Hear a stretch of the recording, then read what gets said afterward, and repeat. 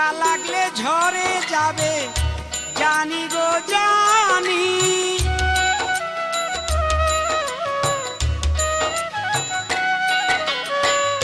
জীবনটা হলো এক কচু পাতার পানি, টোকা লাগলে ঝরে যাবে জানি গো জানি। এই বেঁচে আছি এই মরে গেছি, পাগল মনের এই ভাবনা ভাবনা কেন যে আমার ভালো লাগে না। এত সুন্দর এই জীবন যৌবন কেন যে আমার